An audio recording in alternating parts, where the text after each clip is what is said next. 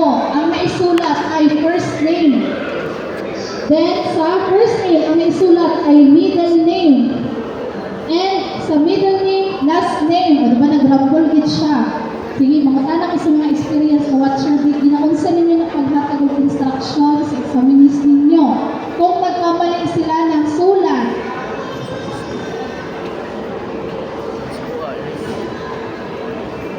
okay, so, ang sabi ni Sir is, open close parenthesis and let error right. Sige, kayo maghatag ng uniform instruction. Pero wala na ako kung ginaunsa ninyo. How about the others? Oh, okay. Kay ma'am naman, bagisan ka isa, isulat sa babaw, may initial pag yun. Okay.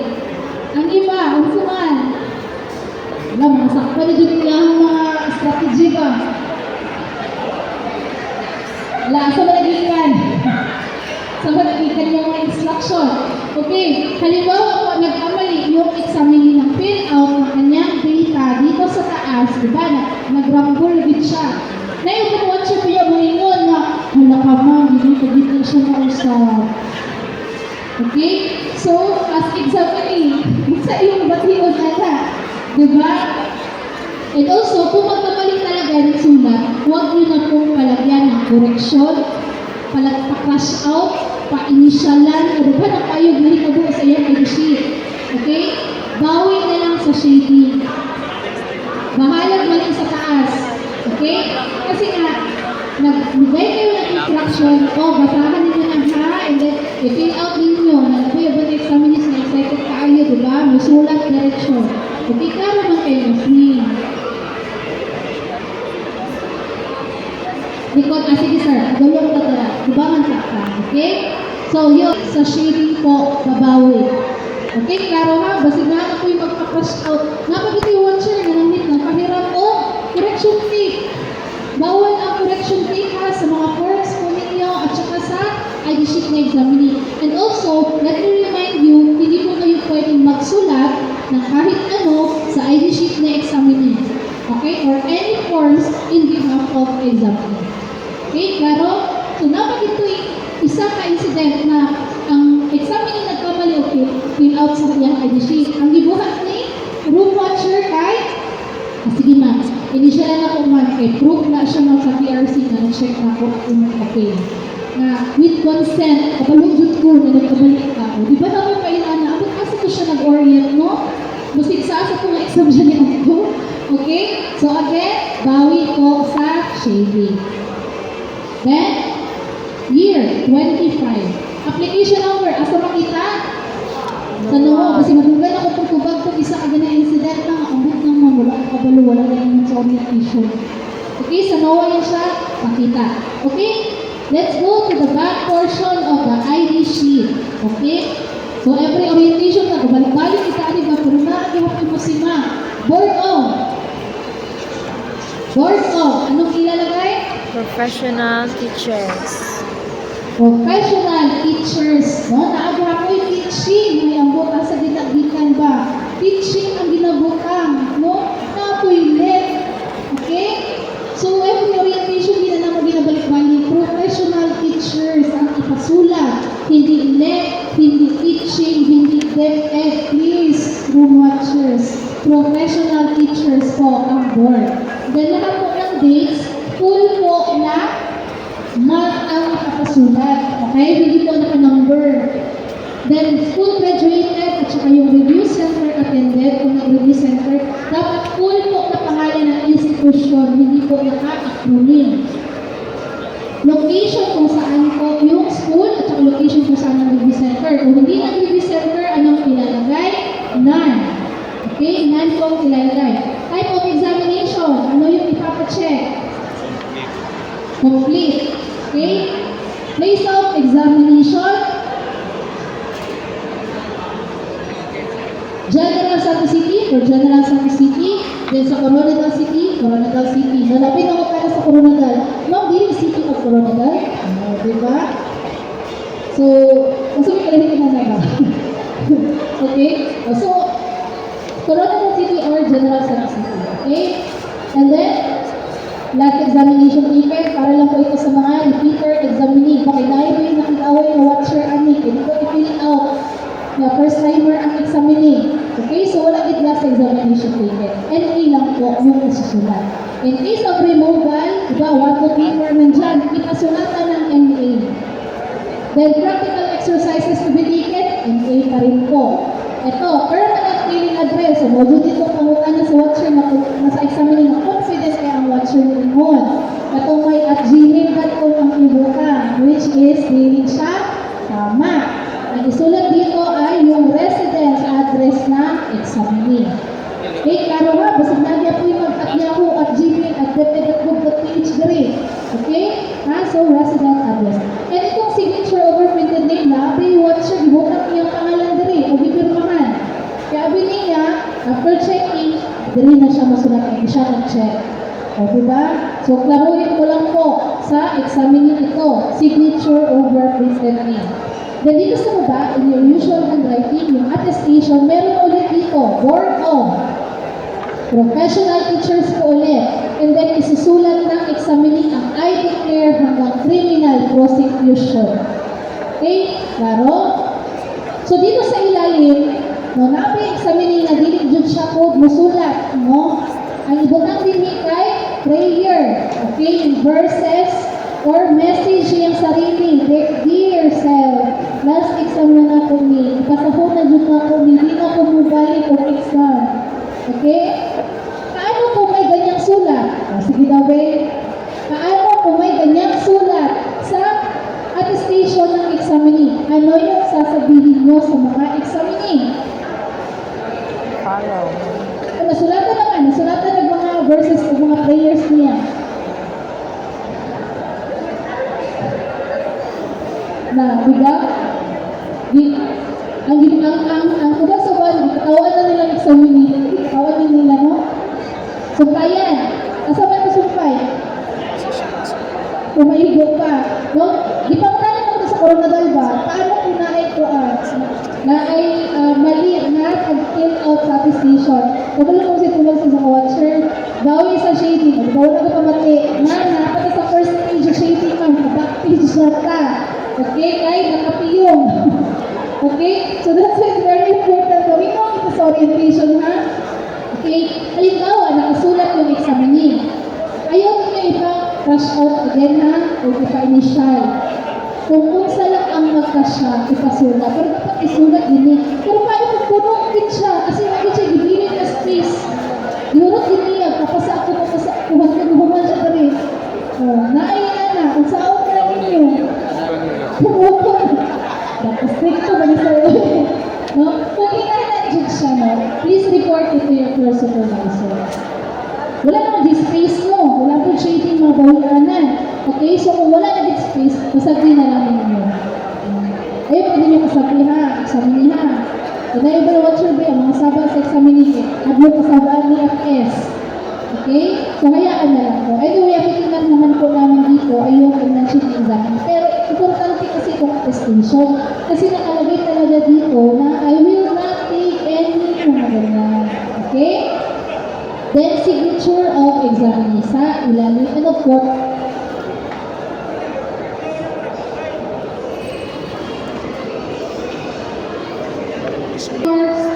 sa first name po ilalagay. And for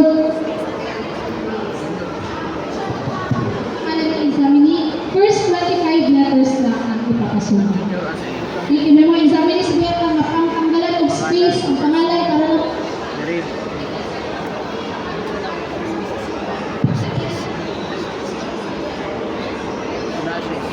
ano po yung next?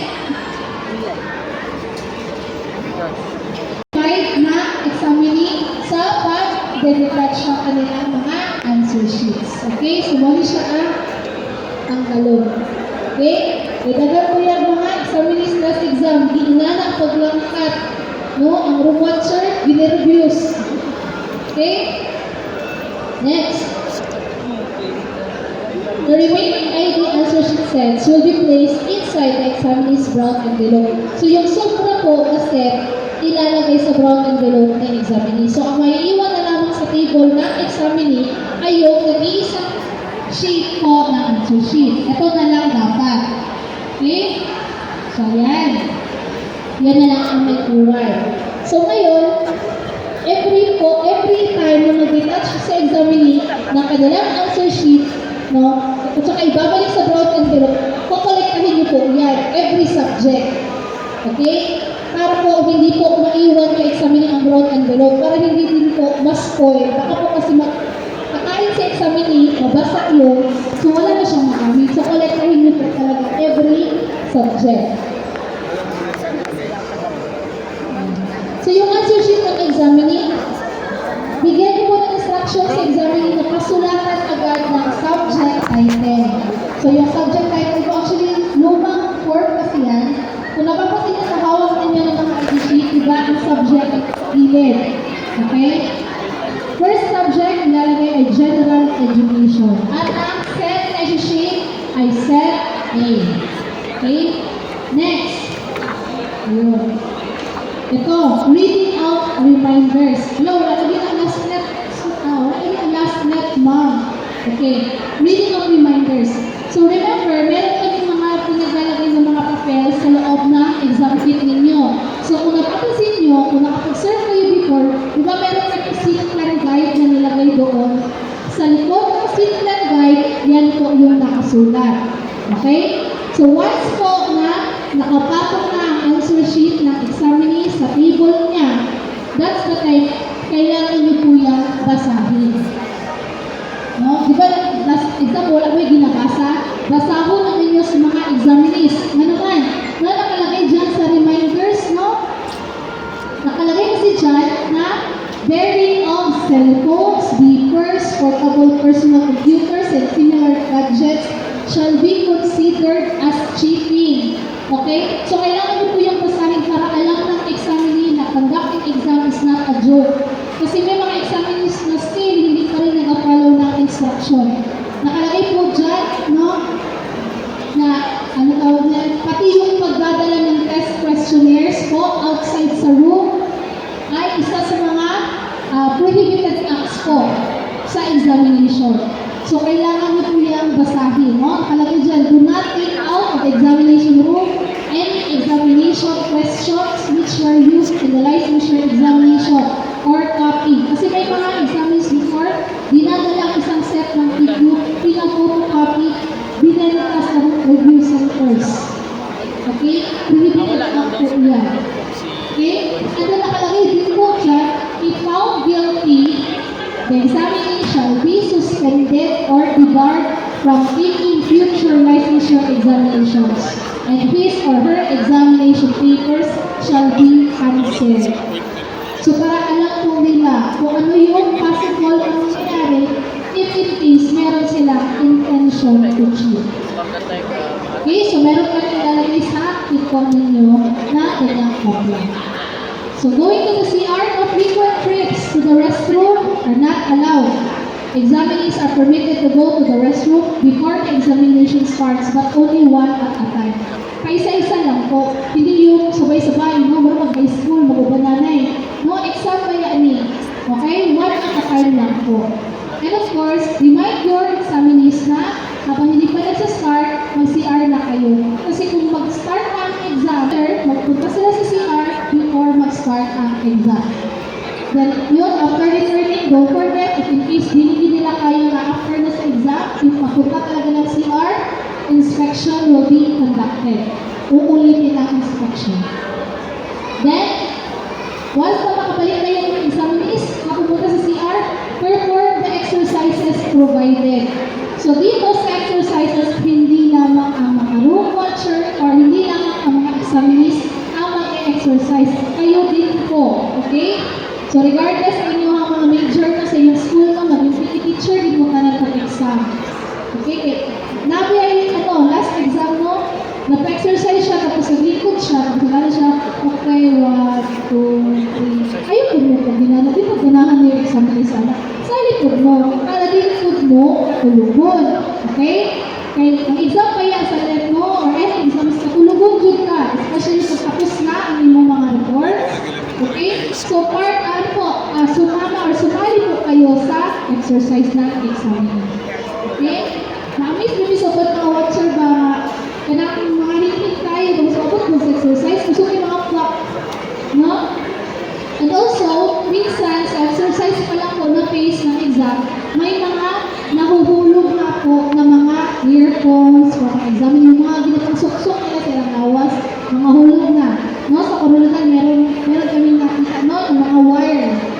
Na ang wire na luwag sa coat at nari kagamay, giipit din sa strap sa bra, ang lead the prayer. No? Or also, pwede din po kayo na ang mag-lead. So, reminder din po pala sa prayer, no? Ipang-examine ninyo sa inyong room. Iba-iba po na-examine sa mga room. No? Ipang-examine sa inyong room is medyo mga binatang nervyos. Ayaw na ninyo ipangit. Ako na lang na mga room watcher. And also, if mag-lead po kayo ng prayer, ayaw po din yung kayo task-up. Kaya basig mag-build as a supply officer, wala ka mag-amen. Okay? Sakto lang na ano ang exam na before mag-start ang exam. Next, distribution of test questionnaire. So, makapunta na sa FS, magdala sa bundle sa iyahang mga answer sheet. So, for example, may isang answer sheet na ihatag ni FS. Naman yung accountability form, gihapon no, ang mga test questionnaire. So, accountability form, na siya sa pinakatubangan sa bundle. So, sa inyong accountability form, makita ninyo kung pila ang sets na ma-receive ninyo. So, sample na po, 15. So, pag tanong ninyo ang 15, dapat pagbilang ninyo, 15 po siya. Okay? And once pagbilang po kayo, dapat sa harapan ng FS, huwag niyo pong paalisin muna ang floor supervisor nang hindi niyo nabibilang. Kasi kung aalis siya at magbibilang kayo, tapos later, na-count out ninyo, magulang din ay, wala siya naka-witness. So, paghatod pa lang sa inyo ha, okay, bilang diretso. Okay? And then, declare kayo, okay, pang-complete para makalakang na sa FS. And then, ensure that these details are accurately reflected on the TQ accountability form. If in case kulang or may discrepancies sa form, please report immediately to your floor supervisor. And also, kayo po din po ang mag-fill out sa TQ accountability form. Ano yung i-fill out nyo? The number of test questionnaires received and the number of pages. Okay? Ensure that all information is accurate and consistent. So again, in case of discrepancy or issues, report your floor supervisor. At 7:58 or 7:55, pwede na po kayong mag-distribute na test questionnaires. So may mga room watchers na nag-distribute at exactly 8. Hindi po ganun na kasi wala ng time yung mga examinees to check the TQ sets. So 7:55, kung mahatag na ng FS inyo ha, pwede na mo mag-distribute.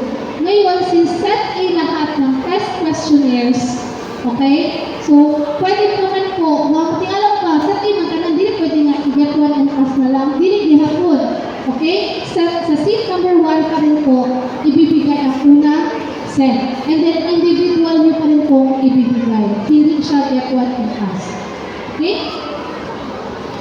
Then, guide the examinees to check their test questionnaire. So, once mabigyan, lahat ng examinees ng kanilang test questionnaires, pwede naman kayo ang mag-guide sa kanila, no? Like, sabi kayo na, okay, everyone, please check page number 1. Tingnan nyo kung may mga blurred pages. Okay, tingnan nyo. Okay na, walang problema. Next, page number 2. Para sabay-sabay ang checking. So, after checking, no, ipataog ang test questionnaire. Okay? Then wait for the start of the examination. Also, don't forget to instruct your examinee na pasulatan yung kanilang test questionnaires ng seat number sa upper right portion ng test questionnaires. Para malaman po namin kung sino po yung may-ari ng video na yan pagdating sa amin. And for those rooms na may absent, di ba? May absent sa inyo. Let's say, for example, 2 absent ninyo. Sulatan niyo po ng pangalan sa taas ng absent. Anong room number, anong seat number. Every subject po yan. And then kung ilan yung sobra nyo, or ilan yung absent nyo, dapat yan din po yung bilang ng TQ na sobra na ibabalik kay floor supervisor. Okay? During examination, ayan, nabel na. Make rounds, okay? And check if the examinees have followed all the instructions given. So, instruct the examinees that they can use their TQs for their scratch paper, but they are not allowed to be attach any pages. So for rooms with absent examinees, submit immediately the unused stick used to the first supervisor. Kasi isubmit ninyo pag the next subject na. Hindi na siya anahan. After distribution, ibalik dayon. Then when the examination is ongoing, proceed in filling out all the forms provided inside the envelope. So take note lang po, examinees arriving late after the start of the examination shall not be admitted.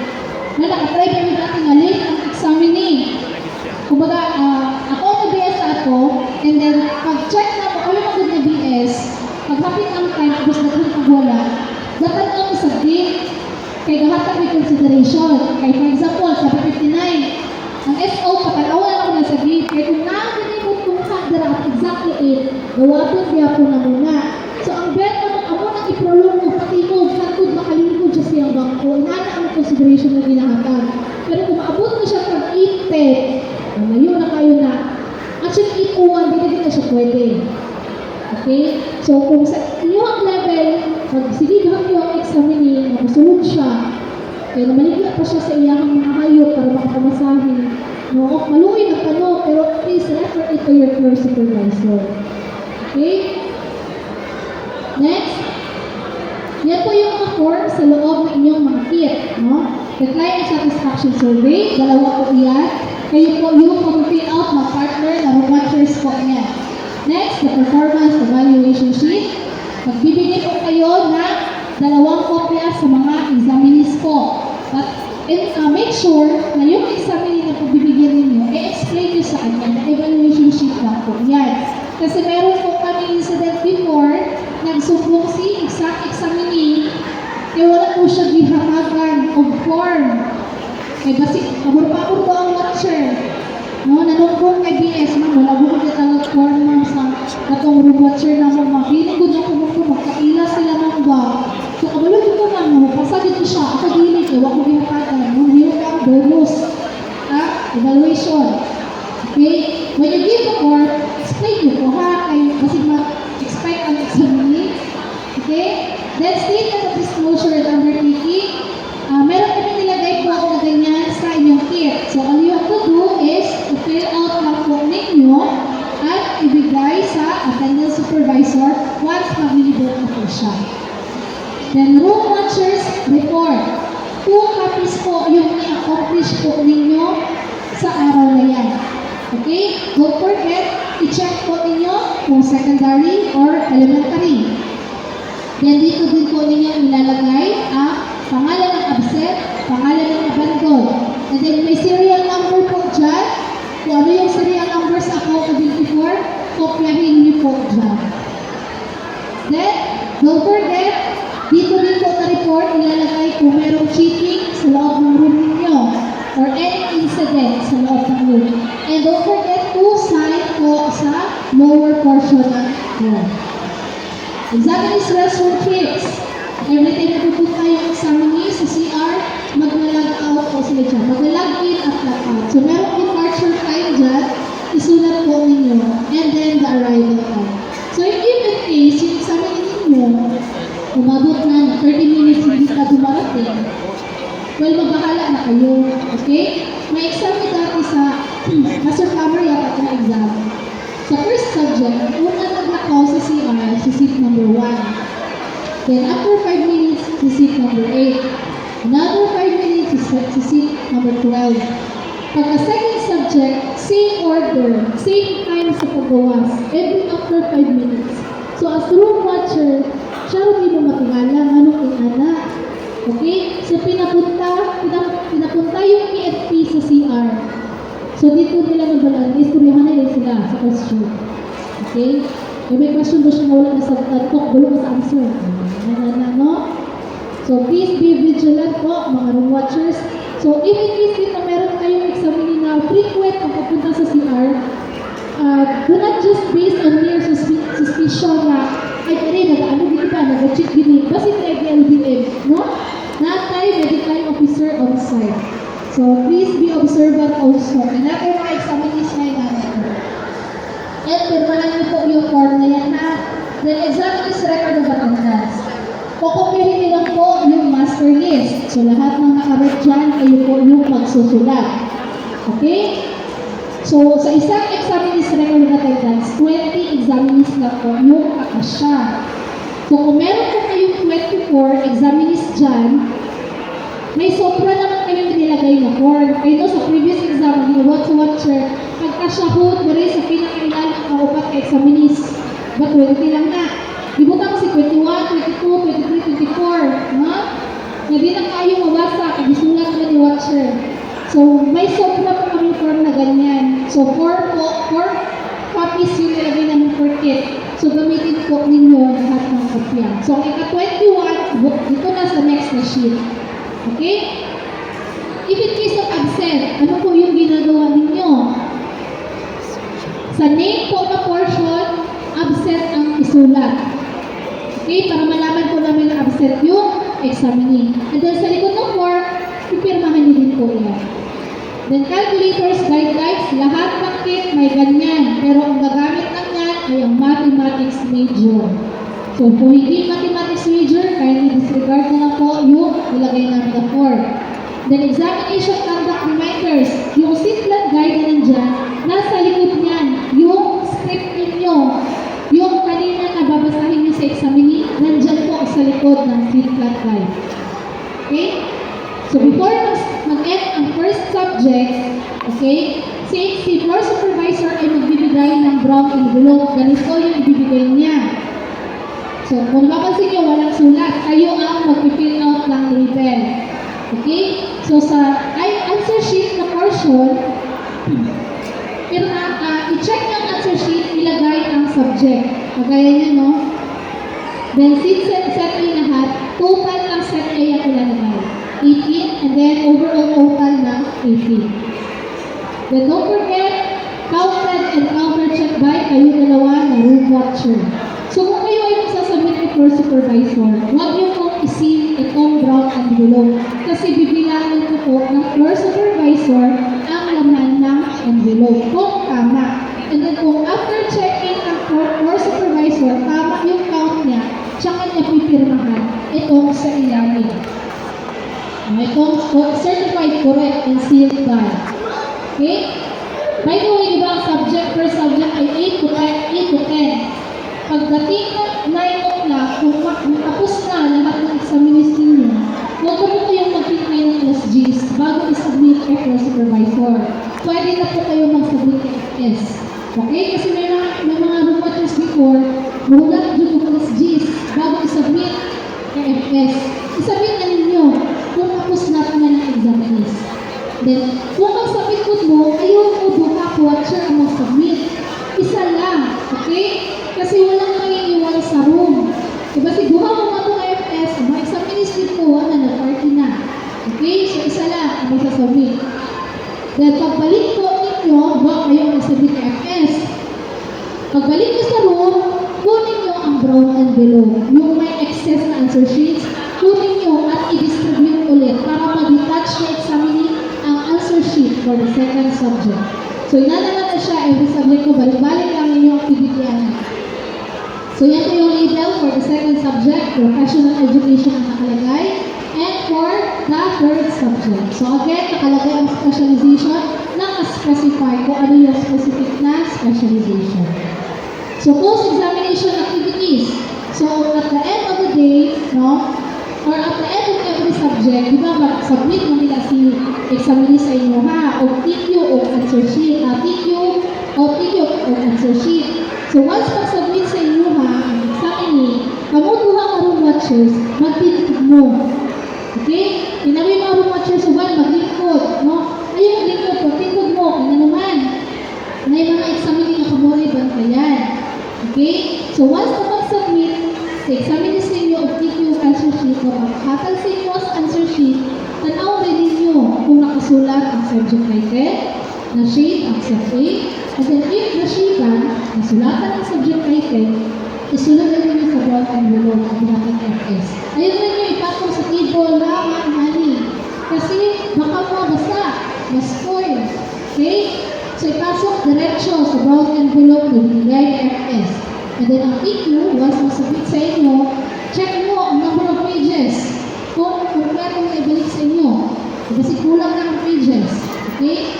And check ang seat number kung nasulatan. Then, itaog. Hanggang lahat ng examinee ay makapag-submit. Now, question. Paano kung while ongoing ang submission, naimin sa inyo ang ama, pwede mag-CR? Kasi araw ninyo o dili? Diba, ongoing ang submission? Diba, pag naipahuman sa inyo, isa-isa maging mag-uol. Pero pag pahuman ng isa, magpila na sila eh. So, naimin sa inyo ha, nakapos na. Ma, pwede mag-CR? Kasi araw dili. Mahuman na siya nakasa sa inyo. Kasi araw o dili.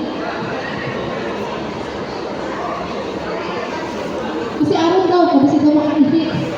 Tingnan ni ma'am. Okay, once na meron kong gusto magpunta sa CR ko, ongoing yung submission, we encourage po na wala munang pupunta sa CR. Kasi po, baka po may isang pupunta ng CR, tapos yung team yun na kasama na ipasa doon, madala sa labas. That's why, di ba, kinanong na matindog dyan mo. E may mga ruwa siya, mag-include na kaya. No? Tapos, dili naman siya ng activities sa mga examinees. Nakatry niya na sa Coronadal. Gidala ang ibuot na set sa CR. Gitnampol. Gibutang dito sa katong, karagong sa flash. Gipangitan dyan na mo, na dito na kita. Kay, nagawa sa isang examinee sa CR siya, then kung nakapila, gihatag ang TQ. Okay? So, better, hanggat hindi nakasabit lahat, wala kayo mag-CR. Submit sa kanan. Okay? Kaya para makita dyan. E, doon mo yan ang isabit sa inyo ha. Okay lang pa maghanas na kayo mong check ba? Kasi ako nabahala ng buka. Okay? Kasi ako nabahala ng mag-look out sa kanan. Kunyag mga alusot. Diba? Lisod na kayo. Pag mabala ang TQ, it's a big no. Mabala ang TQ, mabala ang sushi. So, please, room watchers, please be very vigilant. Okay? So, all answer sheets must be in uniform position. No, pag magsulod na siya sa brown envelope, dapat uniform ang position sa mga answer sheets. Hindi pwede nga bali-baliktad. Okay? Then, yun, nabanggit ko na kanina. Check the TQ sets completeness. Hindi pwede na may balik sa inyo na kulang. So, after checking, submit the envelope and the TQs to your floor supervisor. Again, do not seal the brown envelope. So, yun. Diba? Yun, distribute again. Para to sa second at saka sa third subject. So, on the last subject, the first supervisor will distribute the envelope for the sheets. Yan po yung label. So, kung kanina, answer sheet ang chinek, ngayon ay sheets na. And then, wala na pong set A na isusulat. Kasi wala namang set A or set B sa ID sheet. Then, click or circle the following report. So, yan na lang po yung tatlong forms ang maiiwan sa inyo, no, sa last subject. The list of examinees or the master list, the examinee's record of attendance, and the seat plan. Okay? So, ano yan siya? 2 copies ng attendance, 2 copies ng seat plan. So, iset po ninyo. Isang set ay merong master list. Then, yung isang set ay attendance at seat plan lang. Anyway, i-guide kayo ni FS po kung paano po yun. Then, return the plastic envelope and other supplies to the supply officer. So, kung ano yung ginawa nyo, kinaumagahan, ibabalik din po ninyo. Then, sign the notice of admission of the examinee and return to them on the last subject of the day. By the way, reminder lang po pala sa notice of admission, di ba magpirma kayo niyan? Alam niyo ba ibig sabihin bakit kayo magpirma niyan? My experience lecture. Alam niyo ba anong ibig sabihin pag magpirma kayo niyan? Di ba pansin niyo, alam mo, magpirma ang mga room watcher anak habang ongoing pang exam. Dapat kaya ginapirmahan na after. Kasi, kung napapansin nyo, may acknowledgement dyan sa ilalim. Nakalagay dyan, I acknowledge that I received the complete TQs and the answer sheet of that examinee. Kaya kung ipirmahan nila na, kung may nadawat, may mga sa examinee, nadawat naman na hatid ko naman, sir. So, wala ko yung, ipirmahan nyo man. Okay? So, dapat pirmahan ang NOAA pagkatapos mag-submit ang PQ at answer sheets. Experience watcher, tama no, napirma mo no, wala pa nakasubmit. Pag-bell mo lang siguro, pirma ng NOAA ba? Diba? So, pirmahan after ma-submit ang PQs at answer sheets.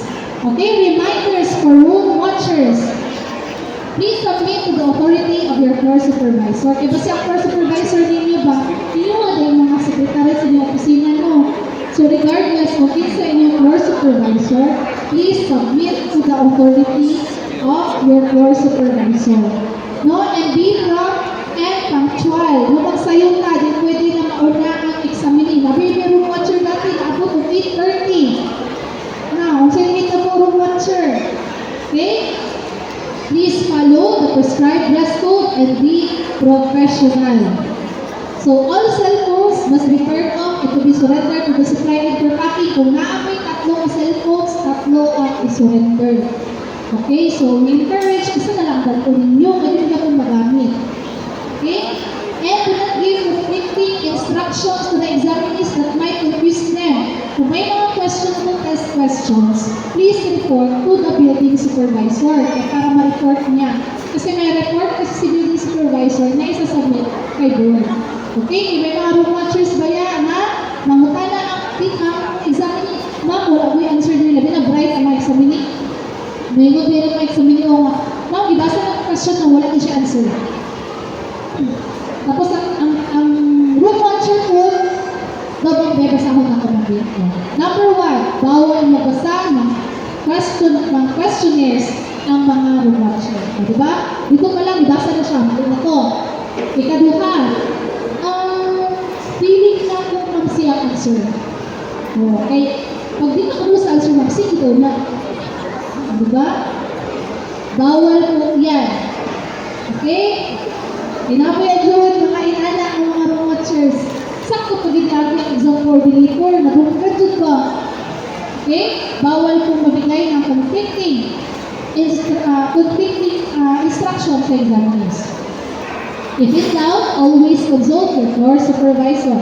And room watchers are not allowed to use your cell phones. Manabe, watcher nga ni Hakyo dati. Kung pwede tibagun sa mga kung sige, panawag ang Shopee ba? Tibagun na dyan ako, naubat ay hakod. Okay? Bawal po yan. Okay? Bawal po gumamit ng cellphones. Kahit break mo po. Okay? Then no charging of phones allowed inside the room. Please lang po. I-off na lang ang phone nyo para hindi masayang ang battery sa mga phones. Then once inside the testing venue, room watchers are not allowed to go out anymore. Na ang room watcher dati ni Hakyo umawas kay mabayad also. Okay po. Okay? Naamo sa exam. Okay? Please settle your personal transactions bago mo sa exam. Then room watchers must bring their own merienda, lunch, snacks, and water. Food deliveries are not allowed. Hindi po mo pwede manubo, may supply aid, makalit o pagkaon. So please bring food, okay, and water. And also, visitors are not allowed. Okay, naay exam, di paad po ang delivery sa Shopee sa school. Kaya di po gihapon. Okay, di mo mag-stock room ang BS. Naapot, nagpaan po St. Peter. Ay, nalangyot. Ihatag mo kay BS ang bayan. Pag naapot mo, ihatag na lang. Pakikuha na lang sa resibo. Huy, tawon. Yung mga personal transaction, yung tawon nyo na sa exam. Nawat din na naapin sa trabaho sa BS na hatag sa inyo at igawat sa inyong parcel ha o igbayad. And also, please return all examination supplies to the supply officer. Again, lalo-lalo kayo mga IDs, ha? IDs, ha? Daghan kayo, bring mo pa. Dapat nyo sa mga watcher. Ma'am, bilang din ako kung kapila ko nag-serve man. Pag ginagtago, dyan na ako akong badge. Diba? Dito, pa dyan. Okay? May pa dyan. Room watcher, 2025. Success examination. Diba? Kita kayo sa may day, Kung kamukat po, ayun po ang punta. Ikaw, alugin po kung kinsa mo. Okay? So, ibalik po ninyo, ha? Kung inala mo sa una, ibalik po ninyo. Proceed to the attendance supervisors for signing out in the attendance form. And also, loitering is not allowed. Nabi mga room matcher nga ka ng mga friends good na ang ipakaon dalong sa isa. No? Tapos, mahal sa floor supervisor na, ma'am, kaon sa ako ang pagkaon, ma'am, sa fourth floor, and nandito ang akong pagkaon. Okay, please, dala po kaugaling ng pagkaon ninyo, ha? Okay, ayaw tawag po pasaway sa iyong BS, pagkumasin na sa iyong report. Okay? Then please help PRC maintain integrity of the licensure examinations. Actually, left po talaga ang pinakamalaking board po ng PRC. At hindi talaga kakayanin ng PRC Region 12 employees na ikanda ang exam na kami lang. So we are only 30 plus. No, kagamay na mo. Tapos talaga yung examinees, mauptan o dismay. Okay? So we are very grateful na na yung mga volunteers na mag-assist sa amin. Huwag ka po siya. No, so please know, let us help one another no, to maintain the integrity of the licensure examinations. So for the frequently asked questions. Question, paano po man kung mahuli ko yung examine ko na nangongotigo? Isa'y nakatry na rin, nakasakot na o examine na nangongotigo. Wala ka? Daghan na ayumin. Okay? If it is a writing material, ang kotigo mismo, kasulatan ng pangalan ng examinee, subject, kung anong subject siya nahuli ng nangongotigo, oras, kung anong oras siya nahuli ng nangongotigo, room number, seat number, at kapiranahan ang mismong kotigo. Then sa examining, pagawin na explanation letter at isubmit explanation letter at ang kotigo sa floor supervisor. I-emphasize ko lang po ha, once po na meron ganyang case, huwag niyo pong itago. Kaya may mga room watchers kaya mo ha, nasaktan na may kotigo, itago, gilabay ang kotigo. So, ibig sabihin, you are tolerating, no? Yung prohibited act na yun. Kaya ang rason sa watcher, ako'y mo explanation letter. Please, room watcher, baka kayo po din siya makakagyan. Okay, pag may ganyan, let's do it properly. Okay? Then, ang incident, i-report ninyo sa room watcher's report. And gagawa kayo ng incident report in complete details. So, nakaparagraph po yan. Okay? Pwede na dyan po magtagalog, basta complete ang details dito. Yung room watcher na po, mahadlok daw sa magtimo, kay English daw, nalagod po kaayo siya sulat. Okay? Then let the examinee continue with the examination. So, ipatapos sa kanya ang specific subject na yun. So, for the next subject, bahala na po yung building supervisor kung ano yung next na gagawin. So, kung maaari ang examinee, please wait for instruction. Kung exam ba siya sa next subject or hindi. Same with the prohibited material like cellphone. Naghanapin ani sa corona dali. No? Kanang nasakpan na nag-cellphone when break or nasakpan na gabulsa ang phone. Okay? So, ipinala, pabutangan nag-label, pangalan, group number, seat number, subject, at saka oras. At again, gagawa na report, incident report, at ilalagay sa room watcher's report. Okay? Next, how to deal with person with disabilities. Kaya ba sinabi, examinin nga fully blind or totally blind? No?